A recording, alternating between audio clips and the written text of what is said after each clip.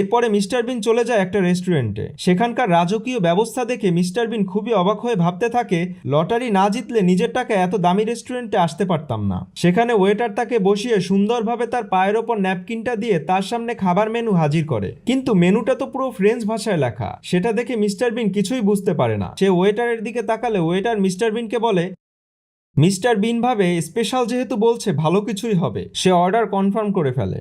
এরপরে তার ক্যামেরাটা সেখানে সেট করে বিভিন্ন অঙ্গভঙ্গি করতে করতে সেই স্পেশাল মেনু সামনে চলে আসে। বরফের মধ্যে সুন্দর করে সাজানো কাঁচা চিংড়ি আর জ্যান্ত ঝিনুক, মাঝখানে সুন্দর করে কেটে রাখা একটা লেবু। মিস্টার বিন ভাবে, হায় রে, এই জিনিস কিভাবে খাবো। স্পেশাল বলে রেস্টুরেন্টে এইসবই কাস্টমারদের গছিয়ে দেয়।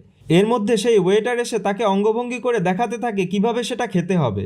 মিস্টার বিন অনেক কষ্টে একটা গিলেই ফেলে, কিন্তু তার শরীরের মধ্যে পুরো ঝাঁকুনি লেগে যায়। এই অখাদ্যও মানুষ টাকা দিয়ে খায়। এরপরে সেই ওয়েটার এসে তার দিকে তাকালে সে ওয়েটারকে দেখিয়ে অঙ্গভঙ্গি করে বলে, খাবার খুবই চমৎকার হয়েছে। আর যাই হোক, খেতে এসে তো আর বাজে কথা বলা যায় না। কিন্তু ওয়েটার তখনই মিস্টার বিনকে একটা ঝিনুক মুখে দিতে বলে। মিস্টার বিন ওয়েটারকে দেখিয়ে একটা একটা খেতে শুরু করে, কিন্তু পরে দেখা যায় মিস্টার বিন ওইগুলো না খেয়ে সবগুলো তার ন্যাপকিনের মধ্যে ফেলেছে। এরপর ছুরি পড়ে যাওয়ার বাহানায় টেবিলের নিচ থেকে সেগুলো চালান করে দেয় পাশের ভদ্রমহিলার হ্যান্ডব্যাগের মধ্যে। একটু পরে ওয়েটার এসে বলে, স্যার, আমাদের কাঁচা চিংড়ি মাছের কথা ভুলে যাবেন না, এটা এখানকার বেস্ট আইটেম। অবশেষে মিস্টার বিন সেই চিংড়ি মাছ মুখে নিয়ে অনেক কষ্টে কচকচ করে চিবিয়ে খেতে থাকে।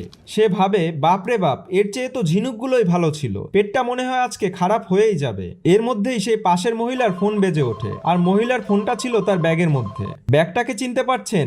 এই ব্যাগের মধ্যেই মিস্টার বিন সেই ঝিনুকগুলো ফেলেছিল।